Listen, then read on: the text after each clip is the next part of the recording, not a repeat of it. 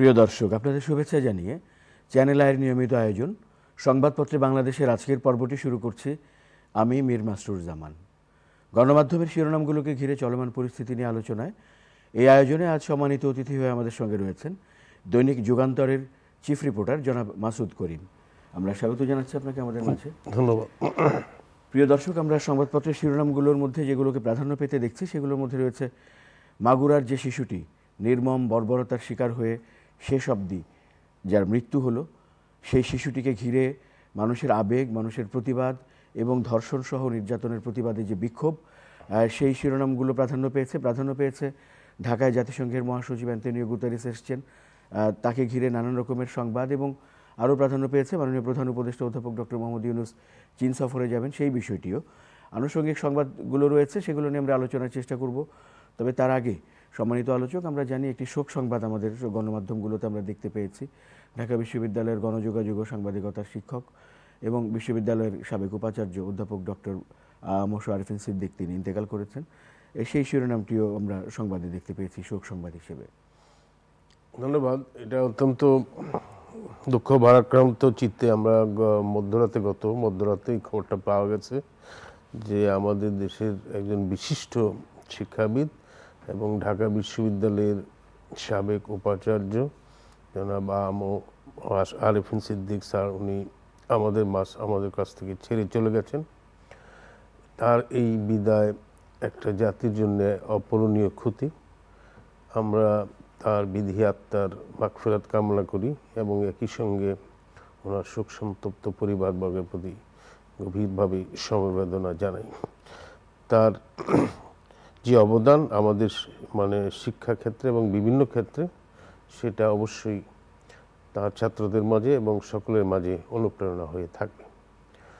এরপরে আমরা যে জিনিসটা আলোচনা করতে চাচ্ছি সেটাও ভয়াবহ একটা ট্র্যাজিক ঘটনা। আপনি যেটা বললেন যে মাগুরায় একটা শিশু ধর্ষণের শিকার হয়ে তাকে প্রায় 204 ঘন্টার মতো মৃত্যুর সাথে পাঞ্জা লড়ে পৃথিবী থেকে বিদায় নিয়েছে। এটা আমাদের জাতির জন্য এবং দেশের জন্য অত্যন্ত লজ্জাজনক, ঘৃণিত এবং ভয়াবহতম ঘটনা। এবং আজকে পত্রিকাগুলিতেও সেই কথাটা শিরোনাম হিসেবে ব্যাপকভাবে এসেছে। এটা কিন্তু আরেকবার স্মরণ করিয়ে দিচ্ছে যে আমাদের সমাজে যে এখনও কী পরিমাণ জেন্ডার সেন্সিটিভিটির অভাব রয়েছে, সেটা পত্রিকার শিরোনামে আছে। দেখেন, অনেক পত্রিকায় ওই ভিকটিমের নাম ব্যবহার করা হয়েছে, যদিও উনি যে ধর্ষণের শিকার সে মারা গেছে, কিন্তু আপনি আইন অনুযায়ী, বাংলাদেশের বিদ্যমান আইন অনুযায়ী ভিকটিমের নাম, তার বাবা মার পরিচয় এই ধরনের ধর্ষণের মতো অপরাধে ব্যবহার করতে পারবেন না। যদি একটা পত্রিকায় মাগুরার শিশু হিসেবে দিয়েছে, কিন্তু অনেক পত্রিকায় তারা নাম হিসেবে দিয়েছে এবং অনেক যারা প্রটেস্ট করেছে এই ঘটনার, তারাও জানে না যে এই আইন অনুযায়ী এই ধরনের নাম প্রকাশ করা। দিল্লিতে যখন এই ধরনের একটা ধর্ষণের ঘটনা ঘটছে, তারা একটা প্রতীকী নাম ব্যবহার করেছিল, জেনুইন নাম ব্যবহার করা যায় না। তো আমি মনে করি যে ধর্ষণ, নারীর বিরুদ্ধে সহিংসতা এবং নারীর নির্যাতন, অ্যাবিউজ, এই সমস্ত এবং যৌন হয়রানি, এই ধরনের অপরাধের ব্যাপারে আমাদের সমাজ খুব একটা ব্যাপকভাবে পিছিয়ে পড়া সমাজের মধ্যেই আছে।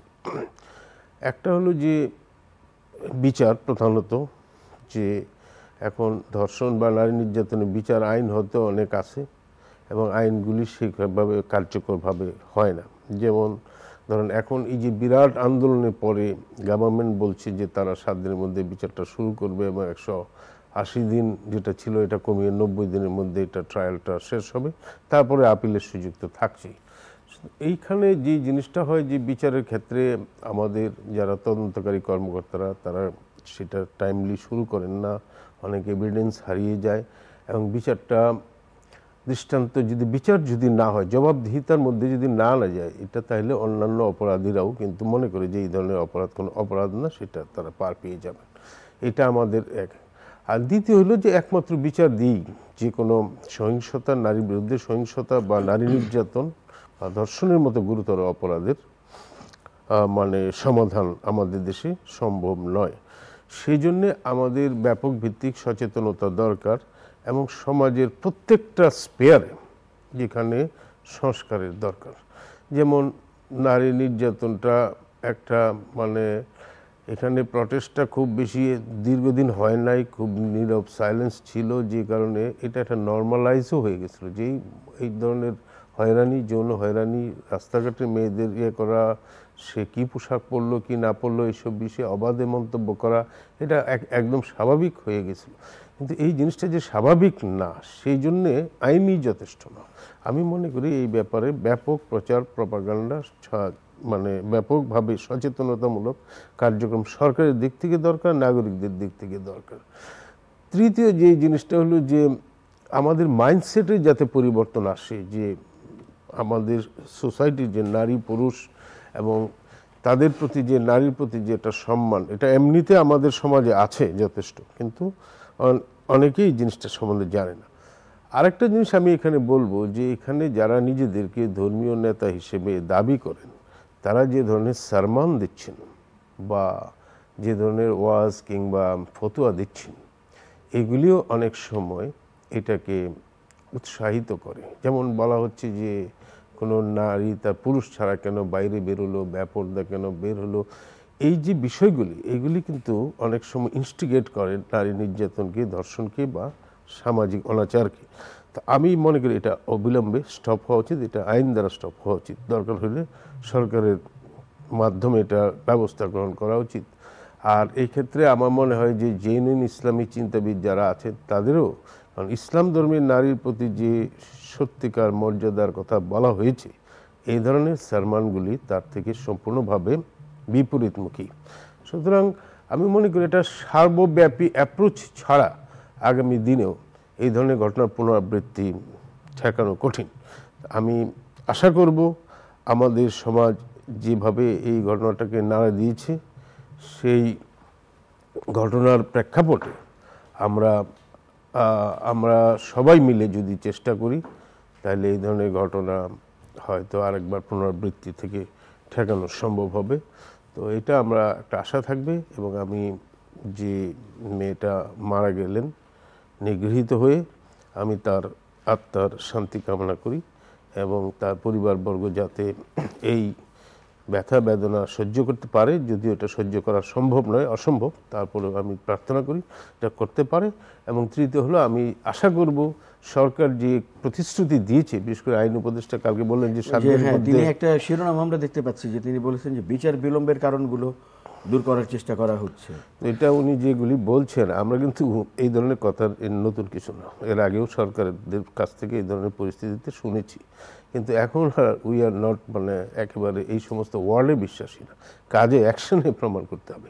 তা আমরা আশা করব যে একটা অন্তর্বর্তীকালীন সরকার তারা যে প্রতিশ্রুতি দিয়েছে, প্রতিশ্রুতিগুলি অক্ষরে অক্ষরে পালন করবে এবং এই প্রতিশ্রুতি সরকার পালন করছে কিনা সেটাও আমাদের মিডিয়া সহ সমস্ত সর্বস্তরের মানুষ আজকে যেভাবে নিন্দা জানিয়েছে, রাজনৈতিক পক্ষগুলি নিন্দা জানিয়েছে, একইভাবে সরকারের এই সমস্ত কার্যক্রমগুলি তারা বাস্তবায়ন করেছে কিনা সেটাও পর্যবেক্ষণে রাখবে বলে আমরা আশা করি।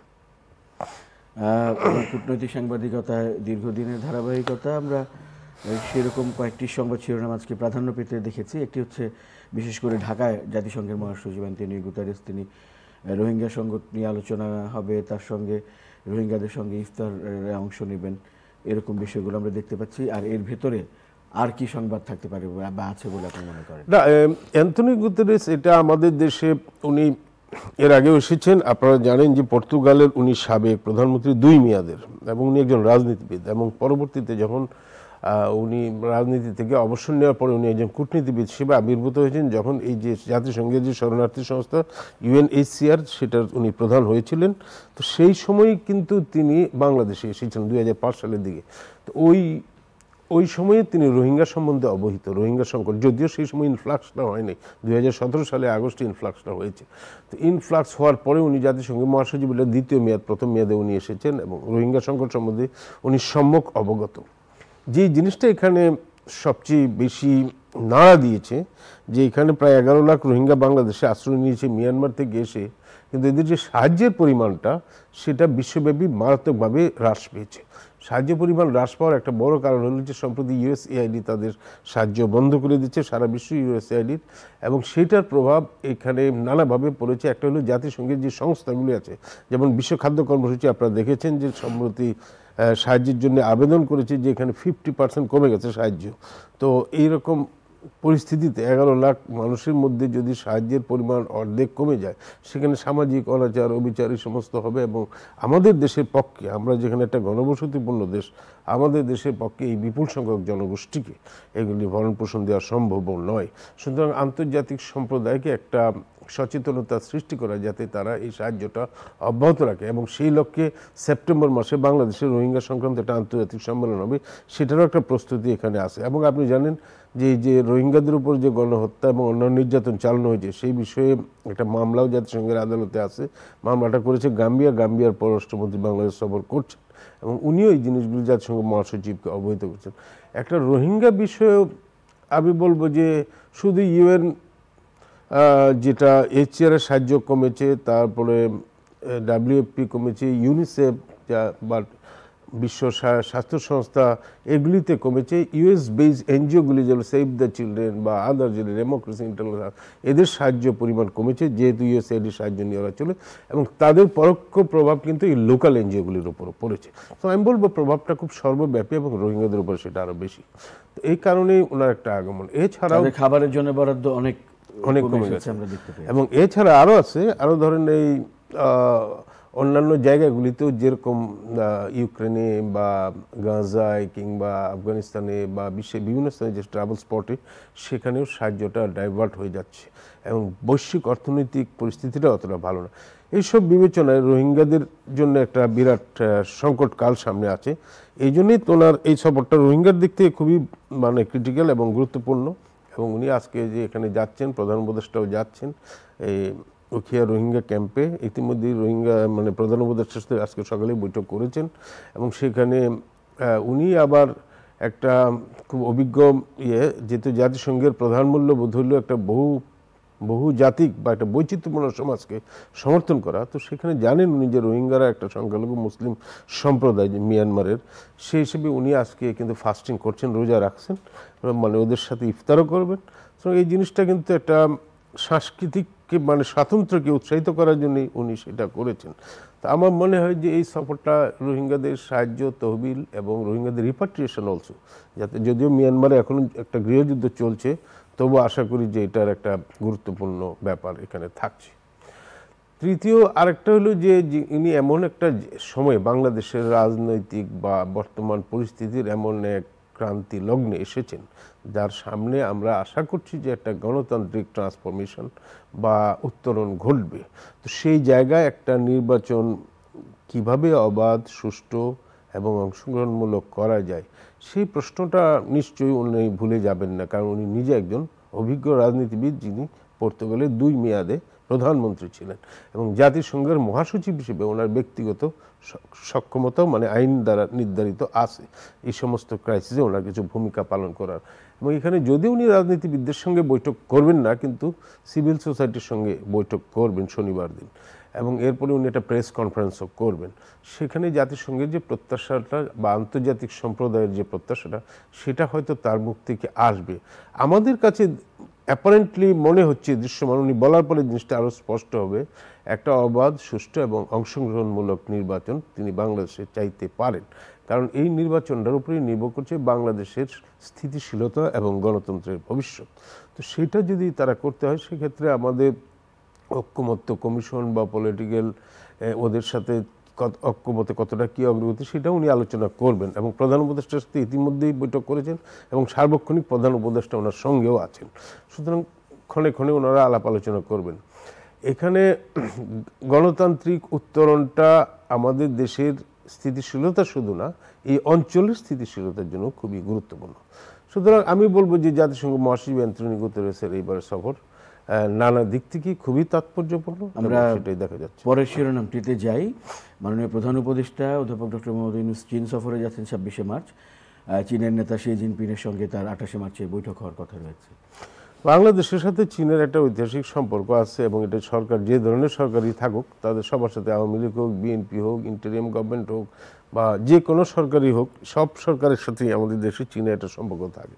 কারণ চীনের জনগণের সাথে আমাদের সম্পর্ক ঐতিহাসিক এবং এই সফরটা যদিও বাইলেটারাল না, ওনার একটা আঞ্চলিক সম্মেলনে উনি যাচ্ছেন, কিন্তু সেখানে চীনের প্রেসিডেন্ট শি জিনপিংয়ের সঙ্গে 28 তারিখে বৈঠক হবে এবং সম্মেলনটা 25 তারিখে শুরু হবে। যেহেতু আমাদের এখানে মহান স্বাধীনতা এবং জাতীয় দিবস আছে 26শে মার্চ, সেই জন্য প্রধান উপদেষ্টা ওই জাতীয় স্মৃতিসৌধে শ্রদ্ধা নিবেদনের পরে উনি এখান থেকে রওনা করবেন, যেখানে প্রথম দিকে যাচ্ছেন না, বাট এই সম্মেলন শেষ হওয়ার পরে উনি দ্বিপক্ষীয় বৈঠকও করবেন।